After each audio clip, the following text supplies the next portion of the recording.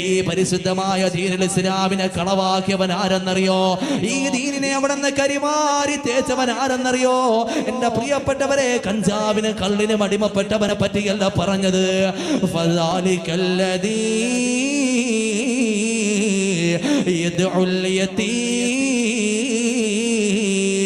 എടാ, ആരോരുമില്ലാത്ത പാവപ്പെട്ടവരായ യതീമീങ്ങളുണ്ടല്ലോ, അവരുടെ പിച്ചച്ചട്ടിയിലേക്ക് കൈയിട്ട് മാറുന്നവരുണ്ടല്ലോ, ആ യതീമിന്റെ പേര് പറഞ്ഞുകൊണ്ട് അവിടുന്ന് പണം പിരിച്ചിട്ട് സ്ഥാപനങ്ങൾ നടത്തുകയാണ്.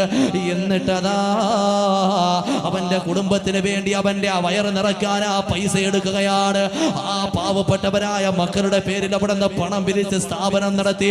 എന്നിട്ടതാ അവന്റെ മണിമാളികയുണ്ടാക്കാൻ പണമെടുക്കുകയാ, അവന്റെ വാഹനത്തിന് പെട്രോൾ അടിക്കാൻ പണമെടുക്കുകയാ, അവന്റെ ഭാര്യയ്ക്കും മക്കൾക്കും ആഹാരം കൊടുക്കാൻ പണമെടുക്കുകയാ. എന്റെ പ്രിയപ്പെട്ടവരെ, ഈ മനുഷ്യനാണ് ഈ യതീമിന്റെ മുതലിനെ അപഹരിച്ചുകൊണ്ട് കടന്നു പോകുന്നവനാരാ?